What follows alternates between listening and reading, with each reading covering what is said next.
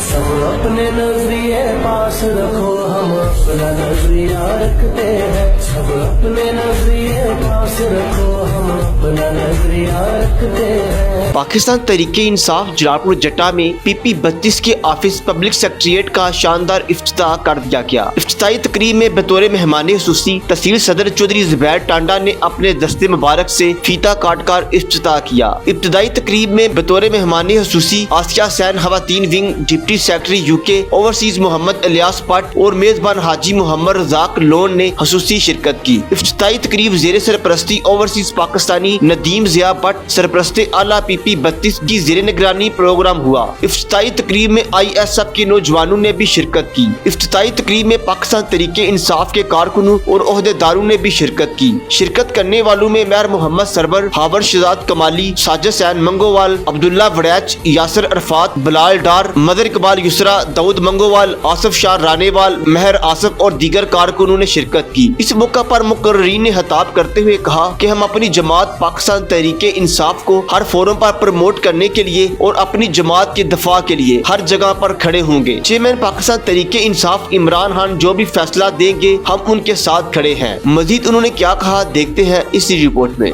जैसा कि इन्होंने बताया, मैं आसिया हुसैन हूँ और UK से डिप्टी वुमेन सेक्रेटरी वुमेन की मैं डिप्टी सेक्रेटरी हूँ।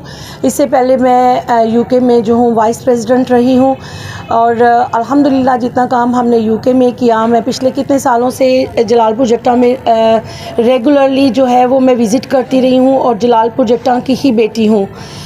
तो मैं काफ़ी सालों से कोशिश कर रही थी कि मेरा कुछ लोगों के साथ जलालपुर जट्टा में कुछ राब्ता बने जिससे हम जलालपुर जट्टा में अपने PTI की तंजीम साजी कर सकें और हम अपनी PTI को यहाँ पे भी जो है वो स्ट्रांग बना सकें। क्योंकि जो बातें मुझे सुनने में आई थी कि हमारी जलालपुर जट्टा में जो है वो नून लीग की और पीपल्स पार्टी का जो है वो काफ़ी बोलबाला है। कुछ लोगों से मेरा राब्ता भी हुआ, लेकिन इस साल मेरी एक हमारी PTI की गुजरात विंग की कोई प्रेसिडेंट थी, तो उन्होंने मुझे शाह साहब का राब्ता दिया। तो शाह साहब से जब मैंने राब्ता किया तो माशाल्लाह बहुत सारे फिर लोगों से आगे भी मेरा जो है कनेक्ट बना और उसके बाद तकरीबन मुझे 16 दिन हो गए हैं कि मैं जितने भी खान साहब की आज़ादी लॉन्ग मार्च के जितने भी प्रोटेस्ट हुए मैं उन सब में मैंने अपनी शमूलियत इख्तियार की है। और बाकी जो है मैं UK में एक साइकियाट्रिक नर्स हूँ। प्रोफेशनली मैं NHS के साथ काम कर रही हूँ माशाल्लाह पिछले तकरीबन 20 साल से। तो बचपन से यहाँ से मैं जो है जलालपुर जट्टा से गई थी, वहाँ ही मेरी शादी हुई और वहाँ पे मैंने अपनी तालीम जो है हासिल की। लेकिन पाकिस्तान जो है हमारा मुल्क है, हमारी दिलों में धड़कता है और उसके बाद खान साहब की मोहब्बत है। खान साहब से जो क्रिकेट की वजह से उनके साथ दिली लगाव था बचपन से ही, लेकिन उसके बाद मैं जो पिछले 6 सालों से तकरीबन जो है ना मैं ज़्यादा मुतहर्रिक हुई हूँ UK में। और इस दफ़ा मुझे इतनी ज़्यादा खुशी हो रही है कि ये पहली दफ़ा हुआ है कि जलालपुर जट्टा में एक बाकायदा तौर पे एक ऑफिस का PTI के लिए इफ्तिताह किया गया है। और माशाल्लाह इसमें सारी जो कोशिशें हैं, जिस तरीके से मैंने पिछले 16 दिनों से सुफियान को मेहनत करते हुए देखा है, जिस तरह मैंने इसको भागते हुए देखा है और जिस तरह इसका रेगुलर मुझसे रब्ता रहा है, मुझे बहुत खुशी हुई है कि कम से कम जलालपुर जट्टा में अगर इस तरह के एक के साथ 10 बच्चे और आ जाएं तो इंशाल्लाह जलालपुर जट्टा से भी नून लीग का और पीपल्स पार्टी का जो है ना वो सफाया हो जाएगा। तो ये अब आप लोगों के ऊपर भी डिपेंड करता है कि आप किस तरह से इस ऑफिस को और किस तरह से ये जो हमारे जलालपुर जट्टा की तंजीम साजी है किस तरह उसको स्ट्रांग बनाते हैं।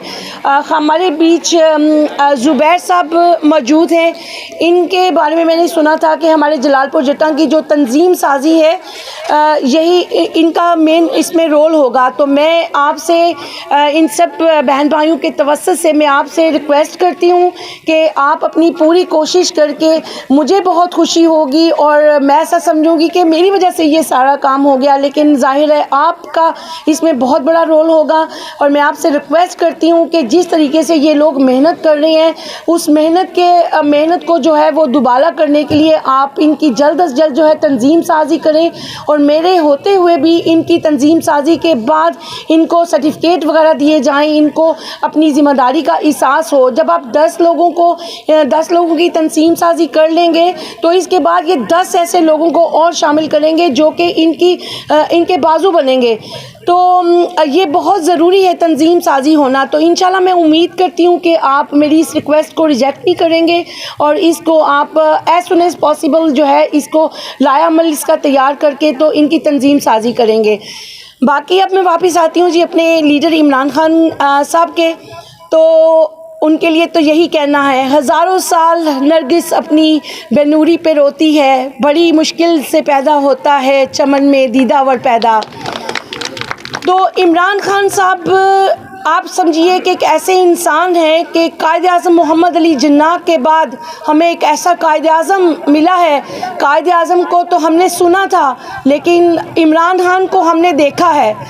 तो मैं आप लोगों को सबको कहती हूँ कि इमरान खान का साथ दीजिए, अपने घर वालों को, अपने रिश्तेदारों को इस तरफ आने के लिए उनको मतवज्जो कीजिए। मेरे खुद अपने ख़ानदान में कुछ लोग ऐसे हैं, कुछ लोग नहीं, बहुत सारे लोग ऐसे हैं जो कि पीपल्स पार्टी को, नून लीग को शुरू से जो है सपोर्ट कर रहे हैं। लेकिन अब हमने अपने इमरान खान लीडर के जो उनका नज़रिया है उसके मुताबिक लेके चलना है। इंशाल्लाह एक वक्त आएगा कि हमारे जलालपुर जट्टा से भी ऐसे काफ़िले निकलेंगे कि जो सिर्फ पीटीआई, इमरान खान और इमरान खान के साथ साथ हमारे कायद-ए-आज़म मोहम्मद अली जिन्नाह और इल्लामा इकबाल की यादों को तरोताज़ा करेंगे।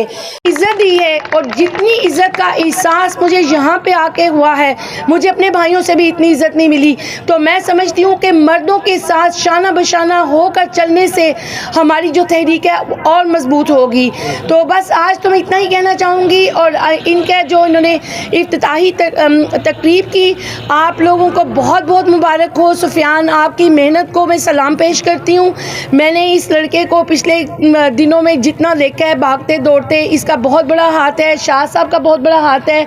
अब ये हमारे ज़ुबैर साहब बैठे हैं, अब हमने ये देखना ये है कि हम सब की नज़रें जो हैं वो ज़ुबैर साहब के ऊपर लगी हैं कि ये कितने दिनों में, 2 दिनों में, 3 दिनों में, या हो सकता है कि ये इतने ज़्यादा क्विक प्लानिंग करके दिमाग में आए हों और आज ही हमारी कोई तंजीम साजी कर दें, तो मेरे लिए बहुत खुशी का बायस होगा।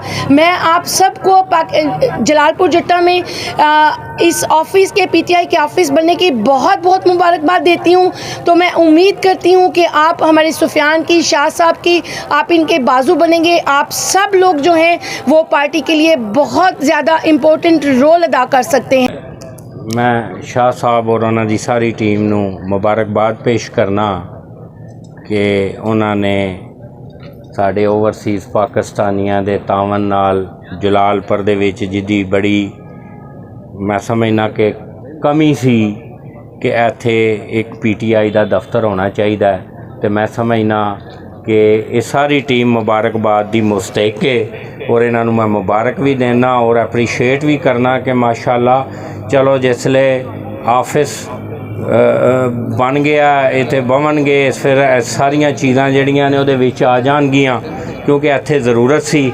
और स्पैशली मैं समझना कि साडे ओवरसीज़ पाकिस्तानी ने जिहड़े उन्हें हमेशा ही खान दी काज उत्ते, खान दी मतलब है कि मिशन उत्ते जदों भी उन्हां दी ज़रूरत पई है, मैं समझना कि उन्होंने हर चीज़ बलाए ताक रख के उन्हें हमेशा हमीयत दी है कि पीटीआई दे वर्करां वास्ते, पीटीआई वास्ते।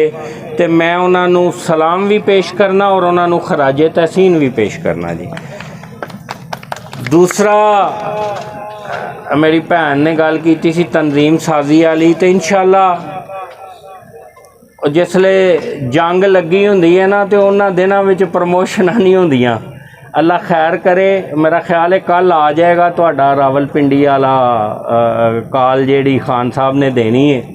पहला 3-4 दिन मतलब है कि जिहड़ा काफिला सी वो इत्थे गुजरात ही सी, ਤੇ ਪਰਸੋਂ ਹੀ ਉਹ ਸਰਾਏ ਆਲਮਗੀਰ ਤੋਂ ਰਵਾਨਾ ਹੋ ਕੇ ਜੇਲਮ ਗਿਆ ਤੇ ਕੱਲ੍ਹ ਹਫਤੇ ਵਾਲੇ ਦਿਹਾੜੇ ਖਾਨ ਸਾਹਿਬ ਨੇ ਸਾਨੂੰ ਅਗਲਾ ਲਾਇਆ ਅਮਲ ਦੇਣਾ ਹੈ ਤੇ ਇੰਸ਼ਾ ਅੱਲਾਹ ਤਾਲਾ ਬਫਜ਼ਲੇ ਖੁਦਾ ਇਹਨੂੰ ਬਾ ਖੈਰੋ ਅਫੀਅਤ ਅਸੀਂ ਭੁਗਤਾ ਲਈਏ ਤੇ ਫਿਰ ਇਹ ਵੀ ਜਿਹੜਾ ਮਸਲਾ ਇੰਸ਼ਾ ਅੱਲਾਹ ਤਾਲਾ ਉਹ ਵੀ ਬੜੀ ਜਲਦੀ ਹੱਲ ਕਰ ਦਿੱਤਾ ਜਾਏਗਾ। ਤੇ ਦੂਸਰਾ ਮੈਂ ਸਮਝਣਾ ਕਿ ਅਸਲੇ ਸਾਡੇ ਮੁਲਕ ਨੂੰ ਜਿੰਨੀ ਜ਼ਰੂਰਤ ਇਮਰਾਨ ਖਾਨ ਦੀ ਹੈ ਕਿ ਮੈਂ ਸਮਝਣਾ ਕਿ ਤੁਹਾਡੇ ਸਾਹਮਣੇ ਜੋ ਇਸ ਮੁਲਕ ਦਾ ਹਾਲਾਤ ਕਰ ਦਿੱਤੇ ਗਏ ਨੇ, ਮਹਿੰਗਾਈ ਵੇਖ ਲਓ, ਲਾ ਕਾਨੂੰਨੀਅਤ ਵੇਖ ਲਓ, ਕੁਛ ਵੀ ਤੁਸੀਂ ਵੇਖੋ, ਜਿਹੜੇ ਸਿਲਸਿਲੇ ਦੇ ਵਿੱਚ ਜਿੱਥੇ ਤੁਸੀਂ ਨਜ਼ਰ ਮਾਰਦੇ ਹੋ ਤੁਹਾਨੂੰ ਹਰ ਚੀਜ਼ ਜਿਹੜੀ ਹੈ ਉਹ ਡਿੰਗੀ ਸਿੱਧੀ ਨਜ਼ਰ ਆਉਂਦੀ ਹੈ। ਕੋਈ ਚੀਜ਼ ਜਿਹੜੀ ਹੈ ਉਹ ਆਪਣੇ मतलब है कोई चाहे अदारा है चाहे कोई और चीज़ है, उन्होंने अपना ही काम चलाया। तो मैं समझना कि बहसीयत पाकिस्तानी मुहिब्बे वतन पाकिस्तानी होने के नाते साडा सारियां दा फर्ज है कि इस मुल्क नूं अज साडी ज़रूरत है। जिहड़ा मुल्क असां बड़ियां कुर्बानियां बड़ा मतलब साडियां वडेरियां खून दे के इस मुल्क नूं हासिल कीता ते आज़ादी लई सी अंग्रेज़ कोलों।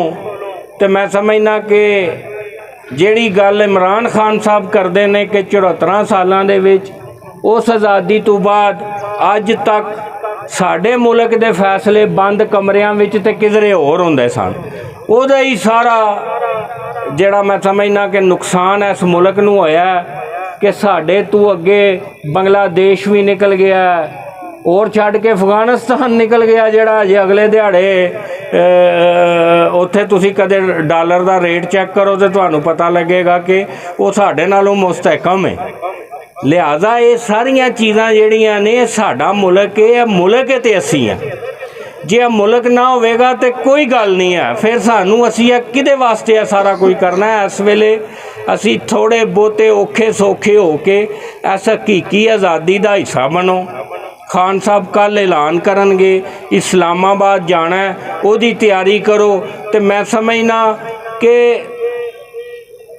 हज़ारे यकजहती और ए ना मेरे वास्ते जाना जे ना इमरान खान साहब वास्ते जाना जे, ये उत्थे जाना जे अपनी आने वाली नस्लों वास्ते जाना, इस मुल्क वास्ते जाना जे।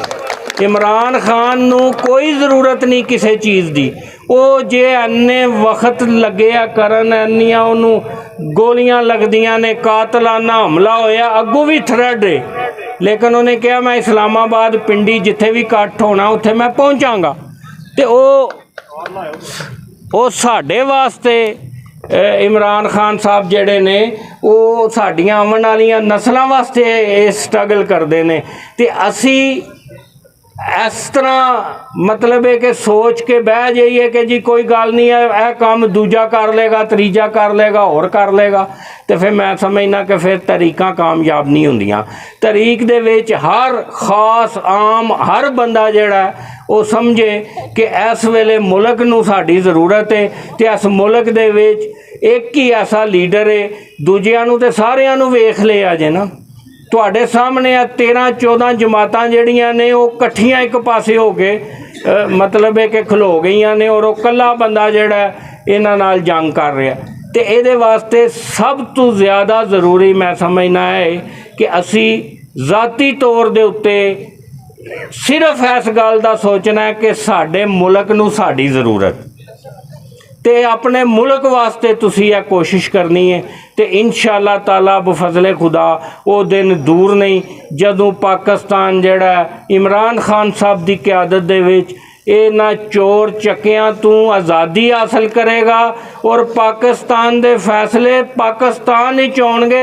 और तुसी वेखोगे इंशाअल्लाह ताला कि दिन दुगनी रात चुगनी, तुसी 5-7 सालों दे विच दुनिया का ऐसा मुल्क बनोगे कि तुहानूं पता लगेगा कि पाकिस्तान भी जिहड़ा अज तक इन्हां मरूमियां विच रहा उन्हां लोकां कोलों जान छड़ाई है, तो अज मुल्क जिहड़ा वो सीधी राह ते चल गया। तो उहदे वास्ते ना ਕਿਸੇ ਨੂੰ ਸੋਟੀ ਮਾਰਨੀ ਹੈ, ਨਾ ਕਿਸੇ ਨੂੰ ਡਾਂਗ ਮਾਰਨੀ ਹੈ, ਨਾ ਕਿਸੇ ਨੂੰ ਗੋਲੀ ਮਾਰਨੀ ਹੈ। ਸਿਰਫ ਕੀ ਕਰਨਾ, ਤੁਸੀਂ ਹਜ਼ਾਰੇ ਯਕ ਜੇਤੀ ਵਾਤੇ ਜਿਸਲੇ ਖਾਨ ਕਾਲ ਦੇ ਹਰ ਬੰਦਾ ਉੱਠ ਕੇ ਜਨਾਬ ਇਸਲਾਮਾਬਾਦ ਪਹੁੰਚ ਜਾਏ, ਰਾਵਲਪਿੰਡੀ ਜਿੱਥੇ ਦੱਸਣ ਉੱਥੇ ਅਸੀਂ ਪਹੁੰਚ ਜਾਈਏ। ਅਸੀਂ ਖਾਨ ਦੇ ਨਾਲ ਆਪਣਾ ਹਜ਼ਾਰੇ ਯਕ ਜੇਤੀ ਕਰੀਏ, ਅਸੀਂ ਆਪਣੇ ਮੁਲਕ ਨਾਲ ਵਫਾਦਾਰੀ ਕਰੀਏ। ਤੇ ਮੈਂ ਸਮਝਣਾ ਕਿ ਇਹਦੇ ਵਿੱਚ ਹੀ ਸਾਡੇ ਸਾਰਿਆਂ ਦੀ ਬਕਾ ਹੈ। ਇਹਦੇ ਨਾਲ ਹੀ ਮੈਂ ਇਜਾਜ਼ਤ ਚਾਹਾਂਗਾ ਤੇ इंशाअल्लाह ताला कल तो बाद जेड़ा अगला प्रोग्राम आंदा फिर ओदी असी तैयारी करिए। ते सुल्तान सलाउद्दीन अय्यूबी जब उसने फ़लस्तीन फतह किया तो एक उसका सिपह सलार था, उसका नाम था नाजीब। नाजीब बेसिकली एक गद्दार इंसान था, बेसिकली वो मिस्र का रहने वाला था। तो जब सारे इकट्ठे हो गए ना, कुफार और यहूदी और सब, तो उसने सुल्तान सलाउद्दीन अय्यूबी को कहा कि जंग रोक दी जाए, सारे दुश्मन इकट्ठे हो गए हैं। तो पता है उसने क्या जवाब दिया? उसने बोला यही तो टाइम है लड़ने का। एग्जैक्टली सेम आज वो बात हमारे लीडर के ऊपर फिट होती है। तो अल्लाह ताला दुआ करें, अल्लाह ताला हमारी ज़िंदगी इसको लगाए। मैं 66-67 का हूँ, जेल में गया, ज़रा सा भी मैं नहीं डगमगाया, बल्कि जब मुझे गाड़ी में डालने लगे तो सबसे पहला मेरे दिल से यही निकली आवाज़,